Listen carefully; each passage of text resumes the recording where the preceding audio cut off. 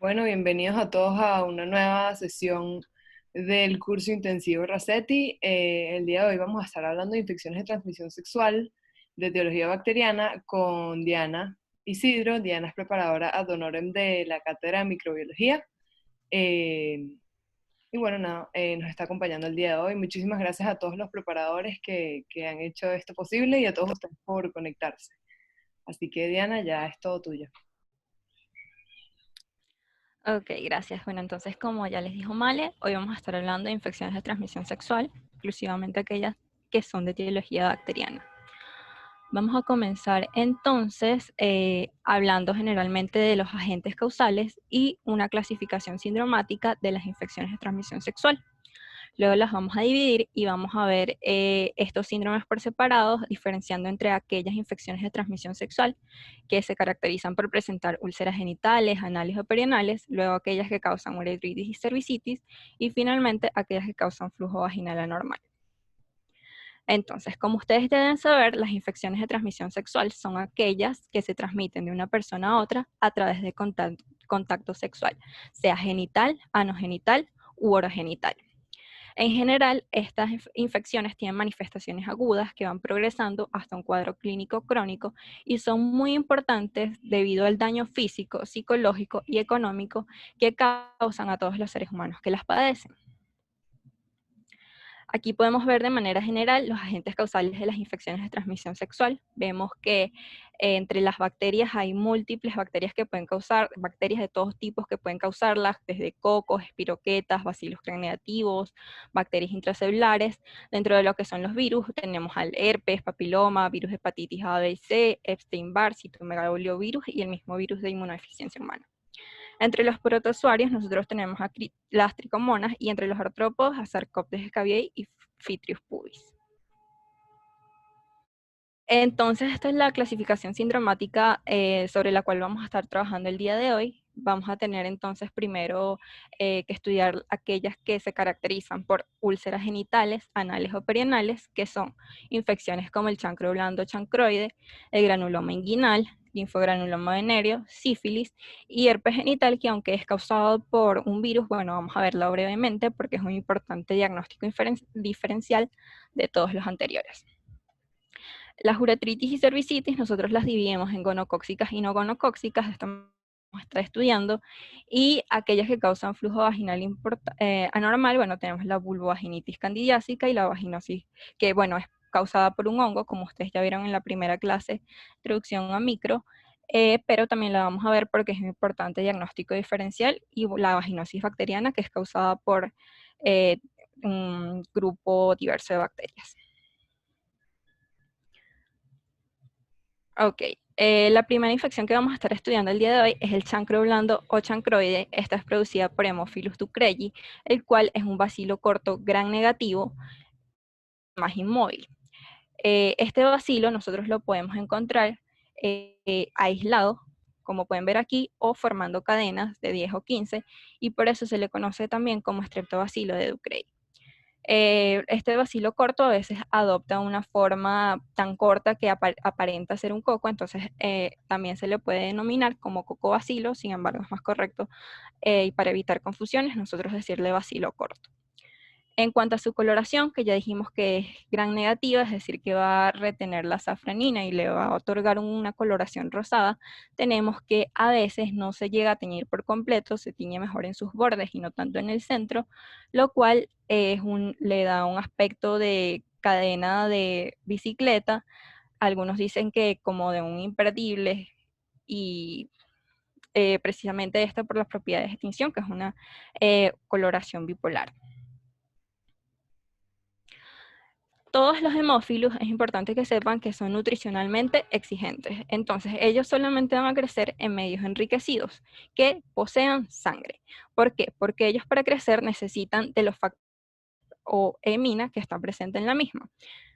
Entonces, ustedes pueden recordar esto fácilmente teniendo en cuenta que la palabra hemófilos significa amante de la sangre o afín a la sangre, y ellos crecen entonces en agares sangre, agar chocolate, que bueno, ustedes ven que no tiene nada que ver con el chocolate comestible, es sangre que tiene diversos factores y le otorgan este color.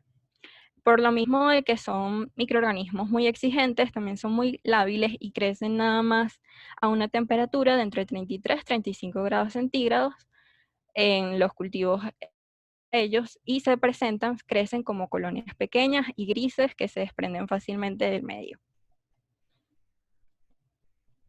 Ok, entonces esta infección se produce por inoculación de las bacterias a través de disrupciones del epitelio de la piel o del epitelio de las mucosas durante el contacto sexual con un individuo infectado.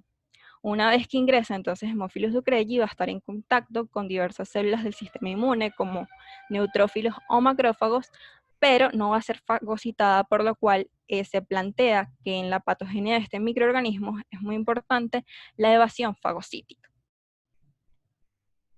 Bueno, decir que la mayoría de las infecciones de transmisión sexual se producen o entran al hospedero a través de disrupciones del epitelio de la piel y las mucosas. Entonces, Haemophilus ducreyi tiene un periodo de incubación que va de 4 a 6 días, como pueden ver, bastante corto.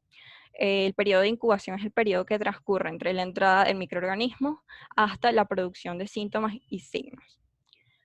Ella va a comenzar por una pápula hipersensible. Una pápula es una elevación de la piel bien circunscrita, sólida, que va a ser dolorosa, aquí es hipersensible, y va a estar rodeada también de una zona hiperémica.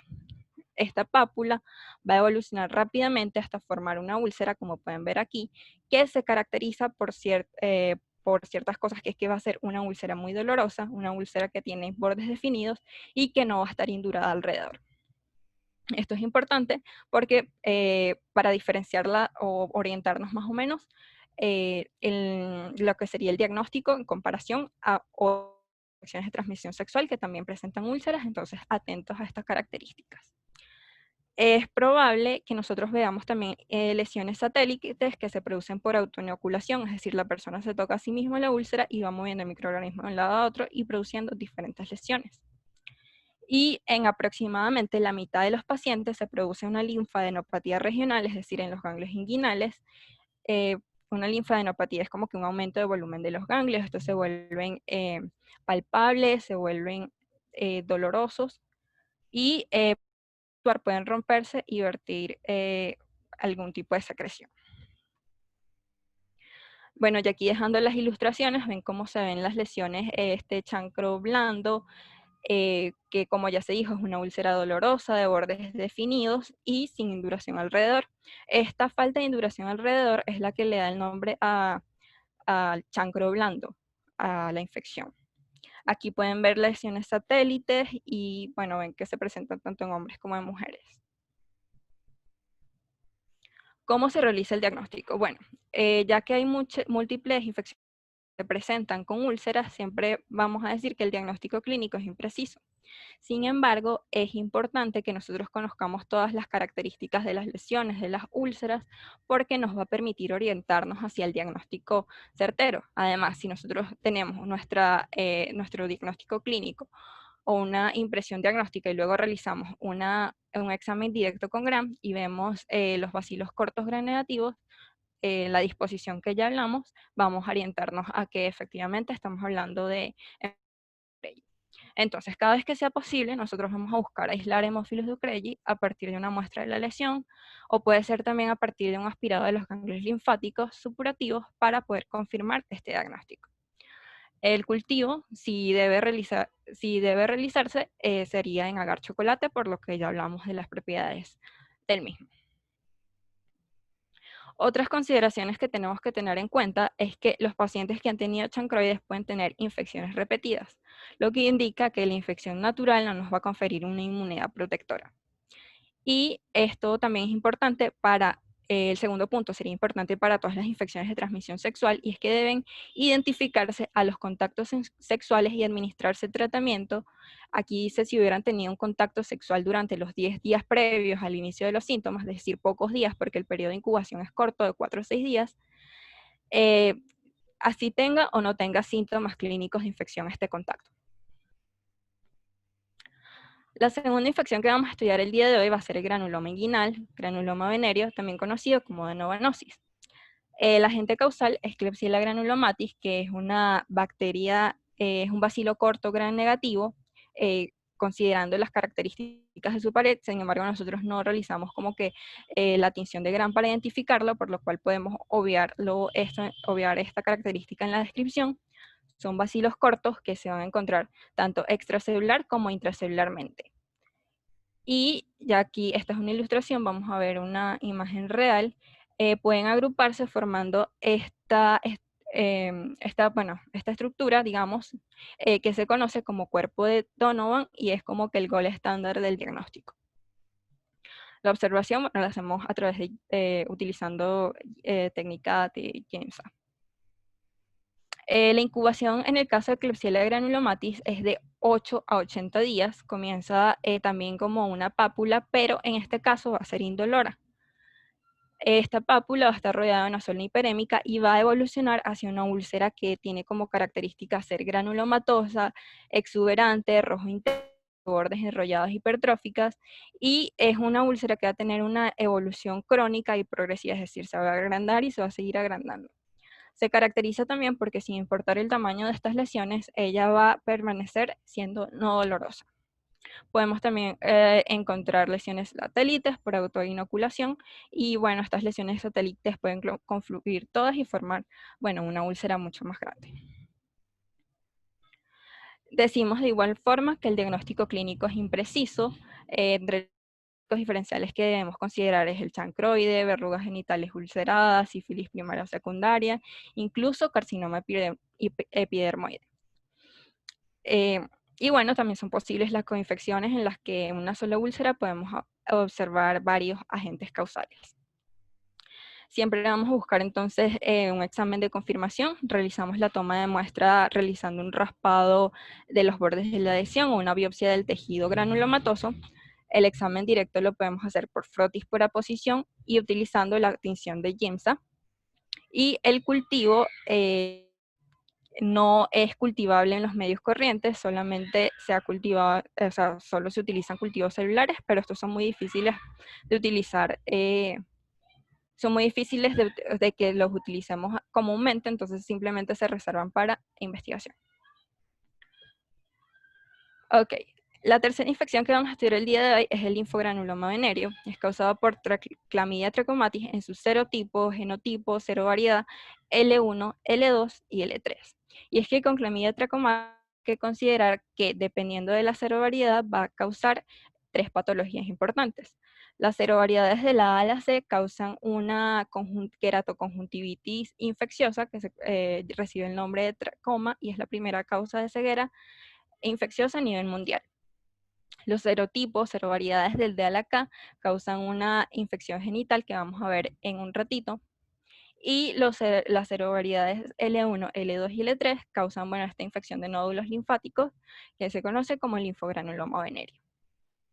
Entonces vamos a presentarles a Clamidia trachomatis. Esta es una bacteria intracelular obligada.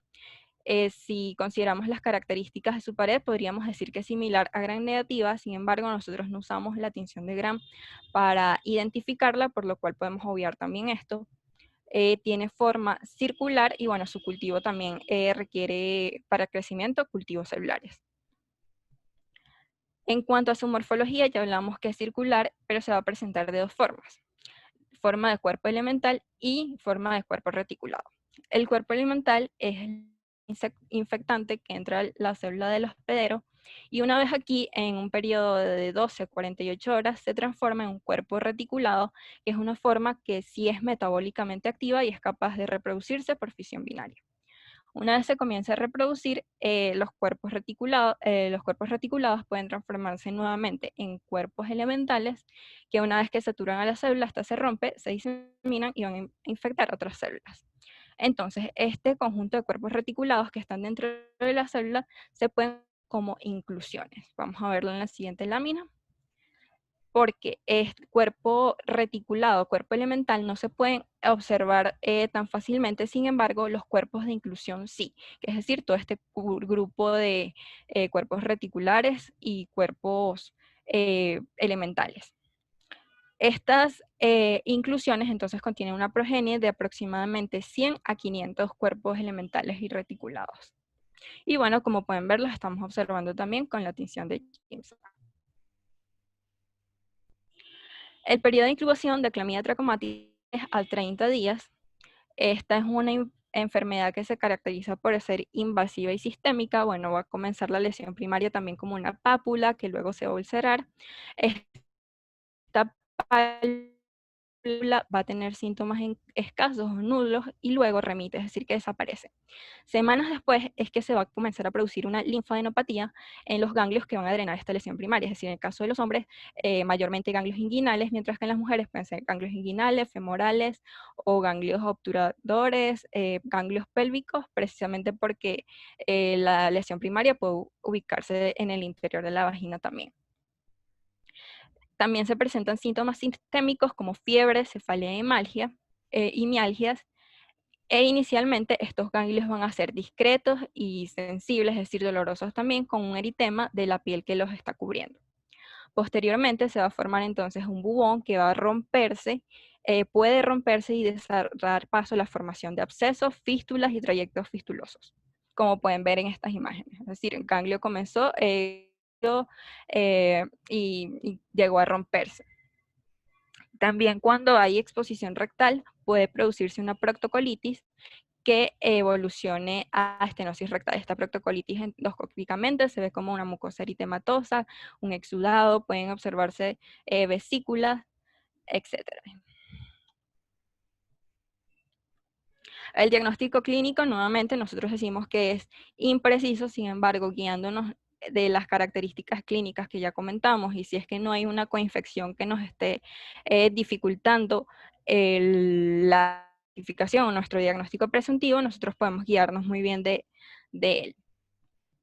Bueno, como aquí dice, las presentaciones que producen linfadenopatía inguinal en cuanto a infecciones de transmisión sexual son múltiples y necesitamos pruebas de laboratorios para distinguirlas. Entonces, la toma de muestras la haríamos a través de extendidos de la secreción de la lesión inicial, si es que todavía está, aunque es muy raro, a través del aspirado de la biopsia de un ganglio linfático afectado o un frotis o biopsia rectal si es que esta área está afectada. El examen se realizarían con GIMSA y los cultivos reservados entonces para investigación. Para el diagnóstico de clamidia, entonces nosotros tenemos que van a haber pruebas serológicas, ya sea por anticuerpos fluorescentes o fijación de complemento, que nos van a orientar y va a ser prácticamente la forma en que nosotros vamos a realizar el diagnóstico. Todo esto sumado, por supuesto, al diagnóstico clínico. La cuarta infección de la cual vamos a hablar es la sífilis, que está causada por Treponema pallidum. Esta es una espiroqueta, entonces, que tiene ondulaciones planas, es móvil, tiene movimientos sobre su propio eje y movimientos antero y posteriores. Treponema pallidum lo vamos a poder observar directamente de distintas formas. En este caso, nosotros lo estamos viendo a través de microscopía de campo oscuro, que está fundamentada en el fenómeno de Tyndall. Si ustedes lo recuerdan, es ese fenómeno que se describe como que las partículas en un cuarto oscuro pueden observarse mejor si son iluminadas lateralmente. Entonces, para hacer esta observación, nosotros utilizamos un condensador especial, un condensador de campo oscuro, para que los rayos caigan directamente sobre la preparación y que más bien va a producir que la iluminación sea lateral para que esta luz se refleje en los microorganismos, llegue hasta el objetivo y nosotros podamos observarlas. La microscopía de campo oscuro la podemos utilizar como examen directo, por lo cual veríamos a las espiroquetas de esta forma y veríamos también sus movimientos. Otra técnica para esa observación es el método de Fontana-Tribondieu o impregnación argéntica. Ya en este caso no observaríamos nosotros movilidad de las espiroquetas porque requiere una fijación. Y bueno, aquí están brevemente los pasos de la fijación. Esto tiene un tiempo, es importante estudiarlas tal como la tinción de Gram. Y vemos el fondo como es amarillo, las espiroquetas los observamos como espiroquetas rojas, marrones. Otro método de observación directa es el método de GIMSA prolongado, que es prácticamente GIMSA, pero que la tinción se deja 2 o 3 horas más. Entonces vemos de este color característico que es morado oscuro, azul oscuro, lo que a ustedes más les parezca. Y un cuarto y último manera de observarla de forma directa es la observación con anticuerpos fluorescentes que básicamente nosotros, digamos, por decirlo de alguna forma, teñimos a las espiroquetas de Treponema pallidum con anticuerpos específicos para ellos que son fluorescentes. Y podemos entonces realizar la observación de los mismos. Importante, bueno, en todos estos métodos, después del campo oscuro, la espiroqueta no se observa de manera móvil, pues porque se requiere una fijación. En este caso la fijación es importante porque da tiempo como que a fijar la muestra y poder enviarla a un laboratorio que sí pueda realizar la prueba. Importante también que sepamos nosotros entonces que este microorganismo no es cultivable, ha sido difícil de cultivar y de mantener incluso en investigación. Entonces, el periodo de incubación de la sífilis es de 10 a 90 días y tiene un promedio de aproximadamente 21 días. Nosotros podemos diferenciar las etapas de la infección hablando de sífilis primaria, sífilis secundaria o de sífilis terciaria.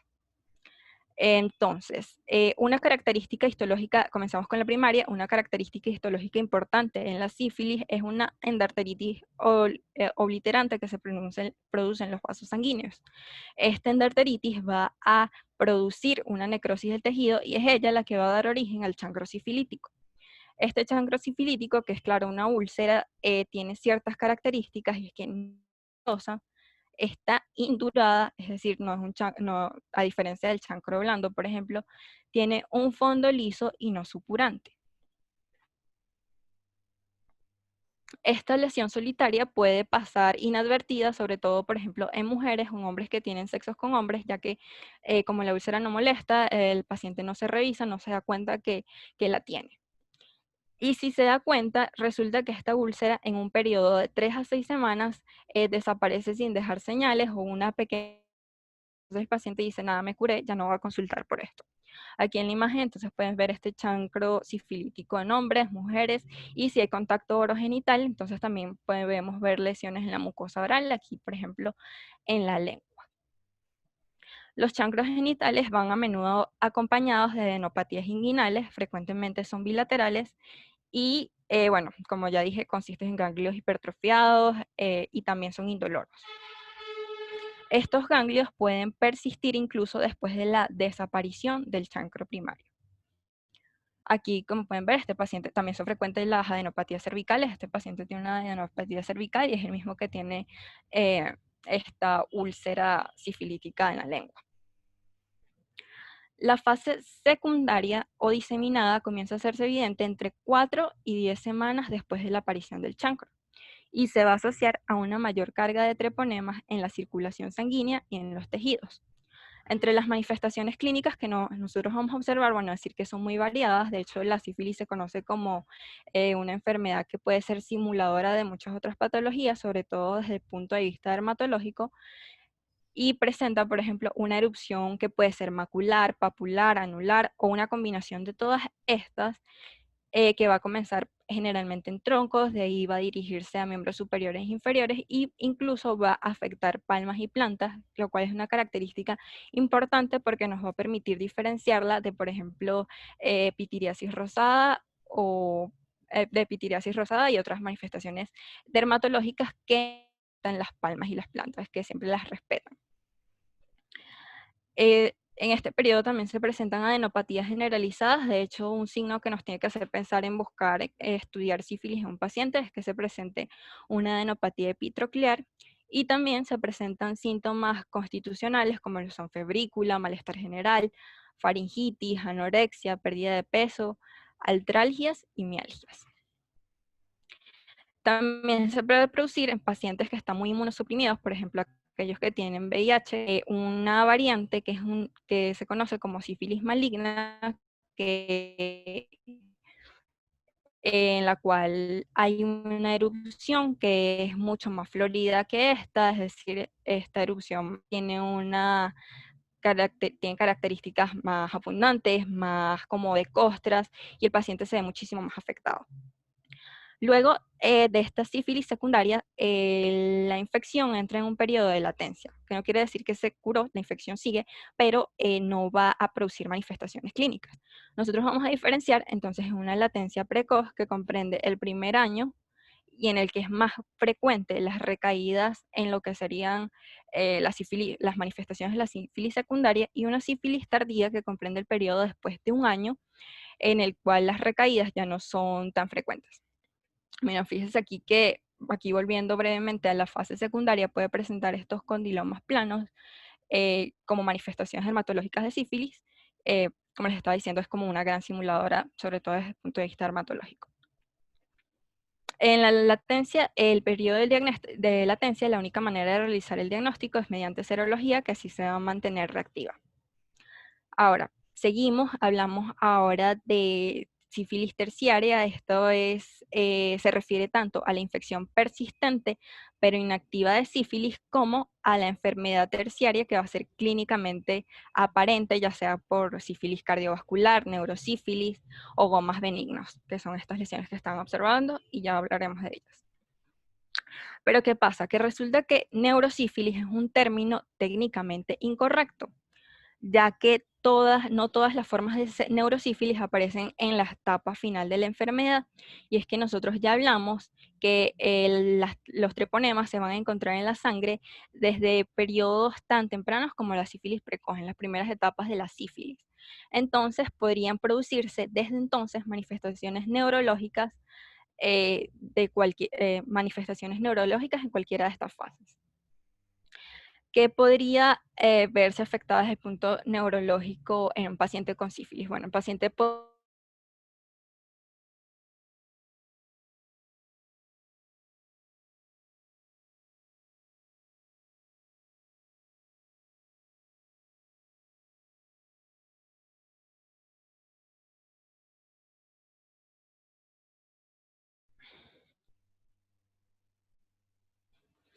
Ok, entonces, ¿qué manifestaciones podríamos ver en un paciente desde el punto de vista neurológico? Desde el punto de vista neurológico, un paciente que tenga sífilis, bueno, entonces este paciente podría tener una neurosífilis asintomática.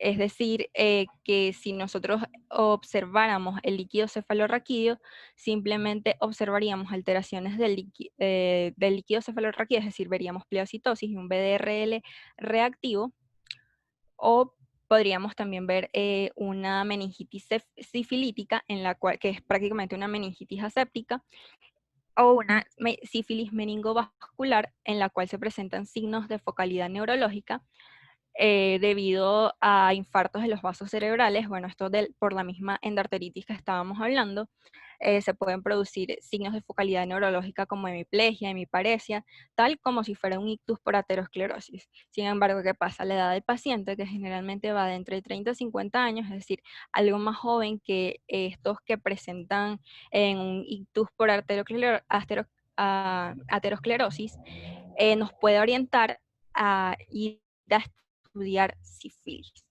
en este paciente. El paciente también puede presentar síndromes parenquimatosos como TAES dorsal y paresia general. Bueno, a medida que evoluciona la enfermedad, los pacientes van a pueden sufrir una pérdida de control motor hasta llegar a la parálisis. Y en el TAES dorsal, bueno, que hay una degeneración del cordón posterior de la médula espinal, bueno, alteraciones sensitivas, los pacientes tienen una marcha táxica, presentan un signo de Romberg positivo, y otras afectaciones que nosotros podemos recordar con la mnemotecnia, precisamente paresia, que significa paresia, que podemos ver trastornos de la personalidad, trastornos del afecto, trastornos de los reflejos. Eh, vamos a ver, por ejemplo, un signo que es el signo de la pupila de Argyll-Robinson, que es de Argyll-Robertson, que es una pérdida del reflejo fotomotor con conservación del reflejo de acomodación. Van a ver también alteraciones del sensorio, del intelecto y alteraciones del habla. La sífilis cardiovascular, bueno, también se va a producir por este fenómeno de endarteritis obliterante, que nos va a dañar la vasa vasorum más frecuentemente de la aorta, en su trayecto descendente y en el callado de la aorta, que son las porciones que son más ricas en vasa vasorum. Menos frecuentemente podemos observar inclusive aneurismas. Este es un aneurisma gigante aquí, y esta sería la aorta descendente. Ya hablando de las gomas son lesiones granulomatosas necrosantes que aparecen en la sífilis tardía y pueden desarrollarse en cualquier órgano. Aquí las estamos viendo en piel, pero pueden desarrollarse en el hígado, en tejido óseo, tubo digestivo, en las vías respiratorias altas, tabique nasal, paladar, y pueden ser únicas o pueden ser múltiples y su tamaño varía. Vamos a hablar entonces un poquito brevemente de lo que sería sífilis congénita. Vamos a tener que, como los treponemas están en sangre y hay episodios de espiroquetemia frecuentemente, una madre puede transmitir de manera vertical a su hijo el treponema pálido. O también durante el nacimiento, cuando el niño entra en contacto con secreciones vaginales que puedan tener treponema. Entonces, en cuanto a sífilis congénita, nosotros vamos a diferenciar dos formas. Una forma en la que las manifestaciones son tempranas, entonces hablamos de sífilis temprana y sífilis tardía en los niños. En la sífilis temprana comprende los 2 primeros años de vida, se pueden presentar, bueno, inclusive como pérdidas del producto de la gestación o un nacido o mortinato, o puede presentarse como un rash maculopapular que también afecta a palmas y plantas.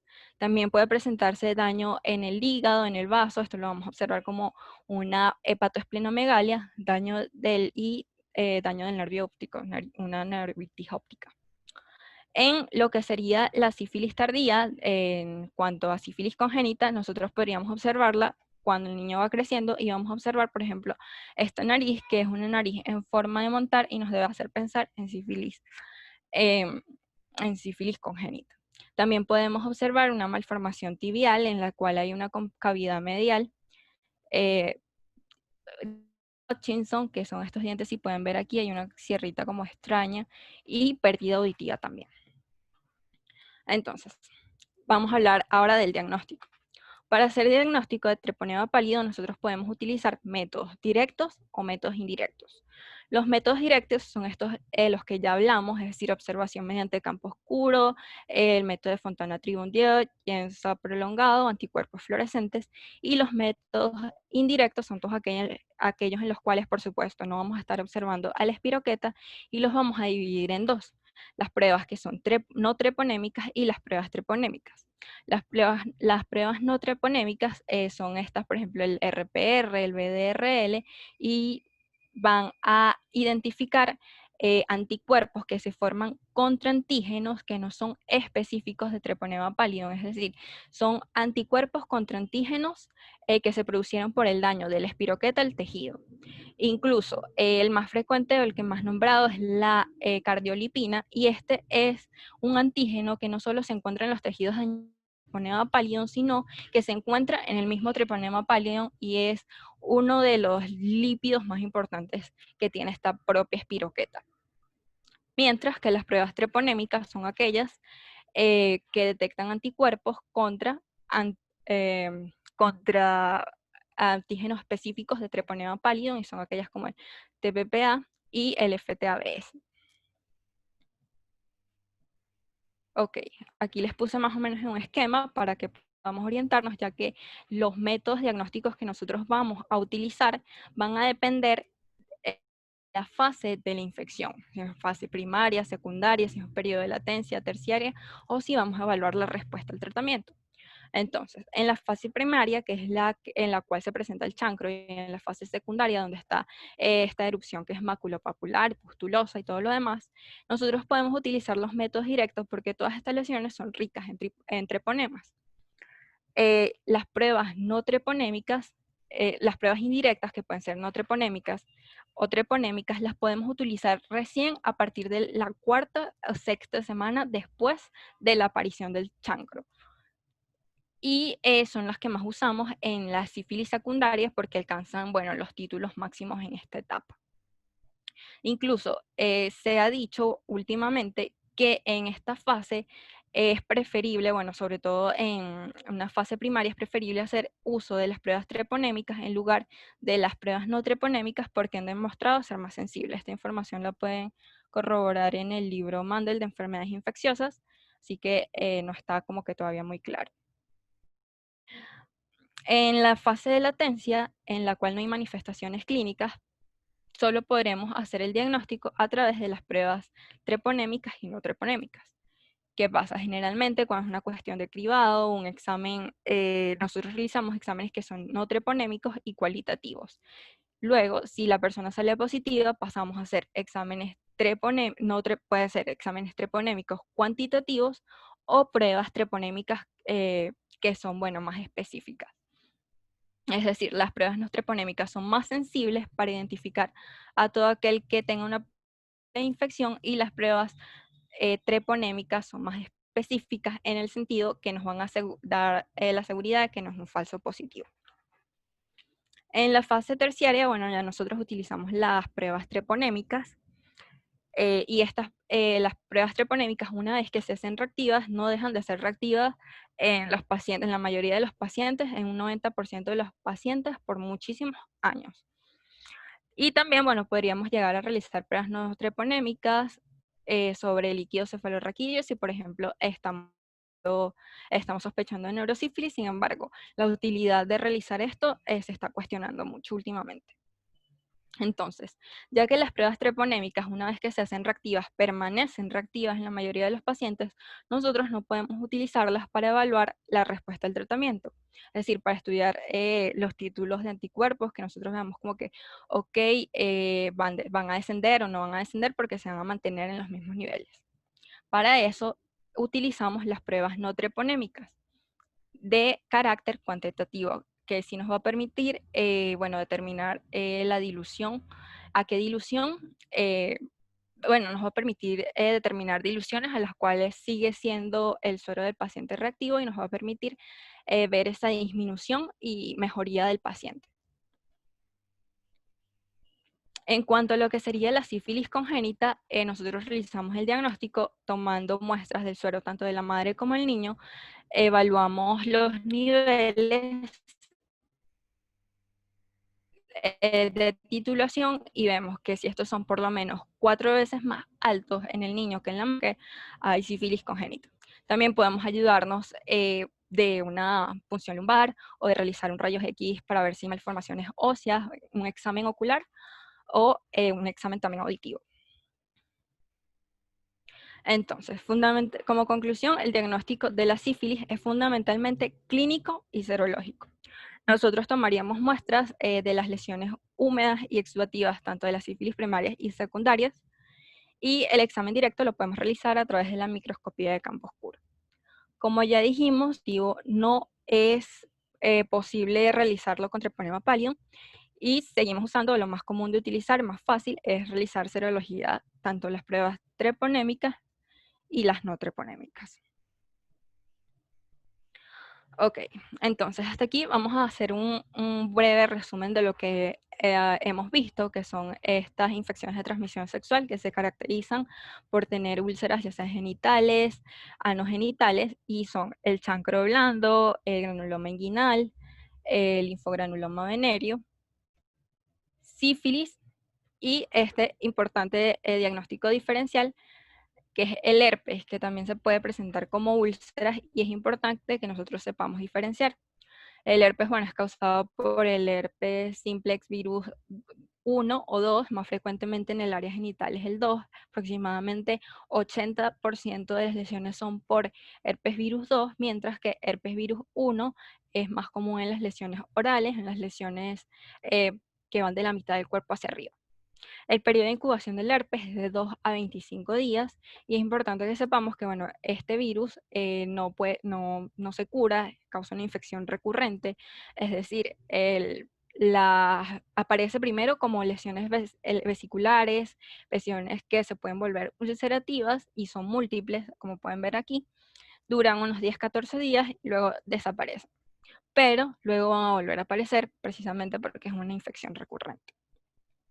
Importante entonces que sepamos cuáles son las características de cada una de estas úlceras, las tengamos siempre en mente para poder hacer un diagnóstico diferencial.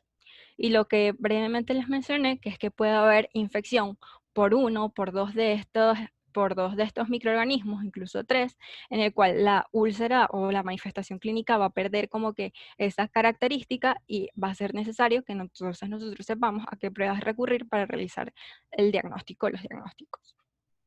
Okay. Vamos a hablar del segundo síndrome que nosotros diferenciamos aquí, que es aquellas infecciones de transmisión sexual que causan uretritis y cervicitis. Nosotros las dividimos, como ya hablamos, en gonocóxicas y no gonocóxicas. Les presento entonces a Neisseria gonorrea, también conocida popularmente con el nombre de gonococo. Este es un diplococo gram negativo, pueden ver la tinción con safranina, que se encuentra, bueno, diplococos se encuentran en parejas y algunas personas describen como que tienen forma de cabeza de tornillo o forma de grano de café. Bueno, la cuestión es que son diplococos y nosotros los vamos a ver prevalentemente de manera intracelular en los polimorfonucleares, como están viendo aquí. El Neisseria gonorrea tiene un periodo de incubación corto, que es decir, que va de 2 a 5 días apenas. Es un patógeno muy exigente, muy susceptible al ambiente, es decir, nosotros tenemos que tener mucho cuidado cuando estamos tomando las muestras y para su cultivo también va a requerir de un medio selectivo que es el agar Taller-Martin, que es un agar de hemoglobina más algunos antibióticos que van a permitir como que inhibir toda la flora asociada y observar mejor, permitir mejor el crecimiento de Neisseria gonorrea. Entonces se incluye vancomicina para inhibir toda la flora gram negativa, colimicina de gram positiva, colimicina para inhibir a toda la flora gram negativa que no sea gonococos, histatina para impedir el crecimiento de levaduras, trimetoprimsulfa para inhibir proteos, que son otras bacterias. Acá pueden ver una foto real del medio Taller-Martin y el Transgrow, que es un Taller-Martin modificado, que se usa más para transporte. Ok, clamidia, por otra parte, nosotros ya hablamos de clamidia, el mismo patógeno, es el causante más frecuente de las uretritis y cervicitis no gonocóxicas, y a pesar de que sea el principal agente causal, bueno, nosotros vamos a tener otros microorganismos que pueden causarnos las uretritis no gonocóxicas, como son ureaplasma urolítico, microplasma genitalium o tricomonas vaginalis. Ok, entonces vamos a ver cuáles son las manifestaciones clínicas. Bueno, en el hombre se puede producir inflamación de la uretra, de la próstata o del epididimo, es decir, uretritis, prostatitis y epididimitis. Y en las mujeres, ambos agentes causales pueden producir una inflamación en la vagina, en el cuello uterino, es decir, vaginitis y cervicitis, y eventualmente, no tan frecuente, también pudiera causarse una uretritis. Ahora, ¿qué pasa con la cervicitis? Que una vez que nosotros pasamos por el estadio de vaginitis, cervicitis, esta infección sigue ascendiendo y ocupa o afecta útero, ovarios, incluso trompas de falopio, y esta entidad se conoce como enfermedad inflamatoria pélvica. Esta enfermedad inflamatoria pélvica puede seguir evolucionando, puede ascender, llegar a ocupar el peritoneo y causar una inflamación de la cápsula de Gleason del hígado, que se conoce como síndrome de Fitch-Curtis y se caracteriza por presentar estas adhesiones en formas de cuerdas de violín que están viendo en la imagen. Esta es una patología muy importante desde el punto de vista ginecológico porque puede producir, bueno, sobre todo por las consecuencias a largo plazo que produce, como infertilidad. Entonces, aquí tenemos una curiosidad que es la palabra gonorrea, que proviene de gonos, que significa semilla, y rea, que significa flujo. Entonces, sería como una apología a flujo a partir de, bueno, lo que sería un flujo proveniente del pene en el caso de los hombres. Y bueno, aquí pueden ver este flujo purulento. Y en las mujeres también se puede presentar a partir del cuello uterino. Por supuesto, si hay contacto orogenital, podemos observar afectación de la mucosa oral, puntos blancos, glándulas inflamadas, etc. Ok, esto es lo que ya les estaba comentando. Hay una descarga purulenta, tanto en hombres como en mujeres. Puede volverse lenta, inclusive, Y en la mujer, bueno, también se presentan otras manifestaciones clínicas como dolor abdominal bajo, fiebre, pues porque esta es una infección que se disemina más.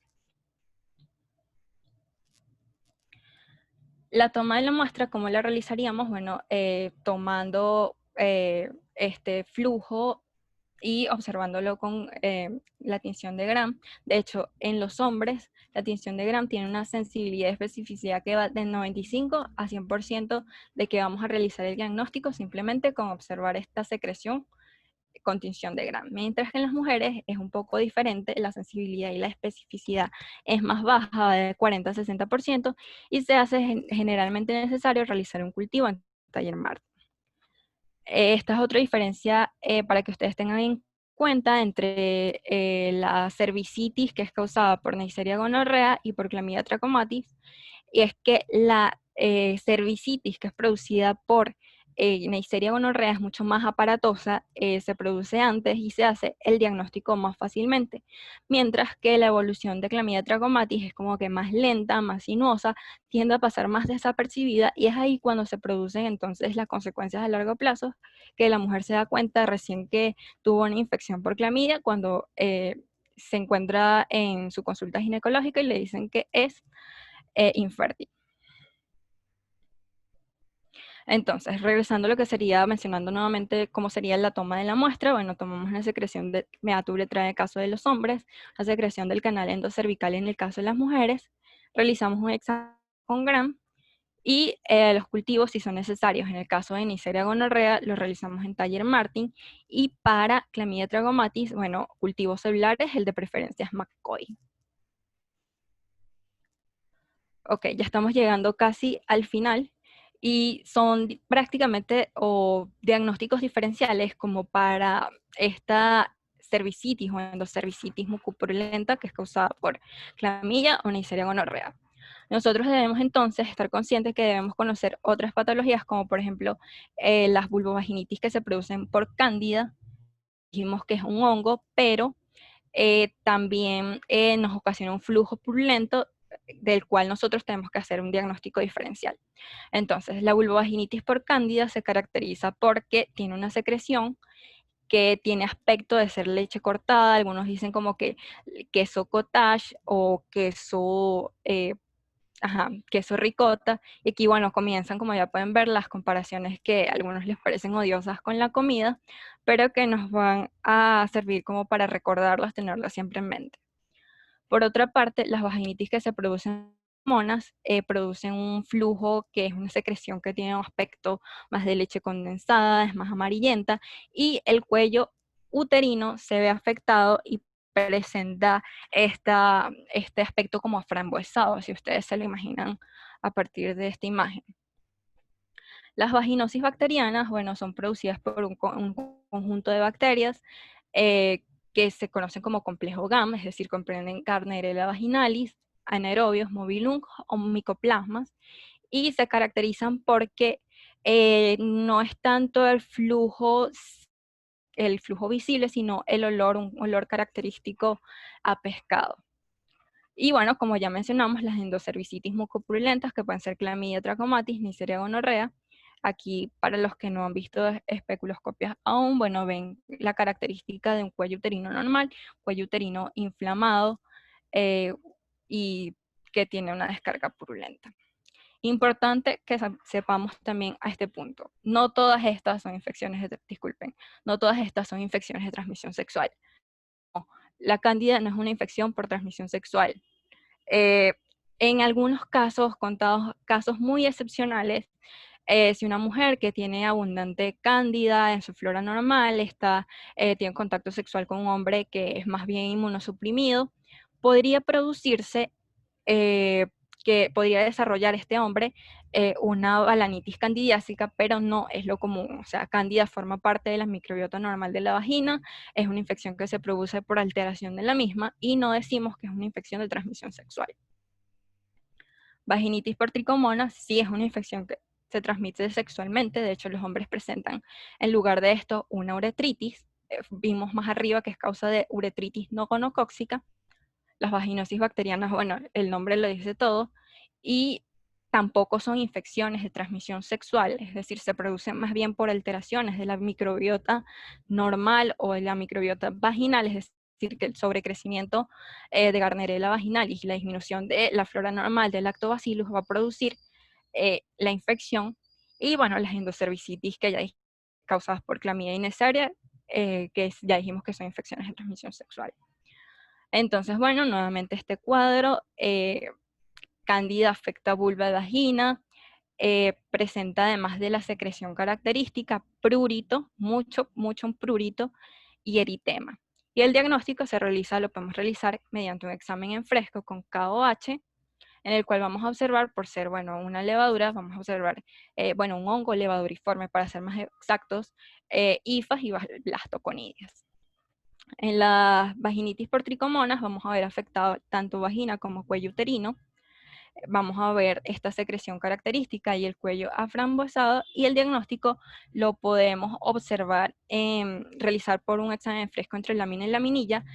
Tricomonas es un protozoario móvil, entonces vamos a ver nosotros elementos móviles. En cuanto a la vaginitis bacteriana, nosotros podemos realizar una prueba que se conoce como prueba de las aminas, que es agregar KOH a la muestra, una muestra de la secreción, y se desprende este olor como de pescado. Y podemos observar también realizar también una observación en fresco entre lámina y laminilla, donde vamos a observar una reacción de antígenos de anticuerpos que se conoce como célula clave o clue cells. Y bueno, ya hablamos de la endocervicitis mucopurulenta, que se realiza Gram, se realiza cultivo si es necesario. Entonces, quiero hacer un énfasis en esto, que es la prevención de las infecciones de transmisión sexual. Es muy importante, es lo único que, bueno, es eficaz para impedir estas infecciones. Resaltar nuestro papel como estudiantes de medicina, futuros médicos, en educar a la población, ya sean sus amigos, sus familiares, futuros pacientes, para que tengan una sexualidad responsable y se eviten, bueno, se reduzcan las tasas de infecciones de transmisión sexual, que como vemos aquí, son fácilmente prevenibles a través del uso de preservativo. Bueno, ya sin más nada que decir, muchas gracias. Quedo abierta a sus preguntas. Y bueno, esto sería todo por la charla de hoy. Buenísimo, Diana, gracias. No sé si alguien tiene alguna pregunta, la pueden hacer por el chat o pueden abrir su micrófono. Creo que no. Y bueno, entonces eso es todo por hoy, y nos seguimos viendo en las próximas sesiones de prepas.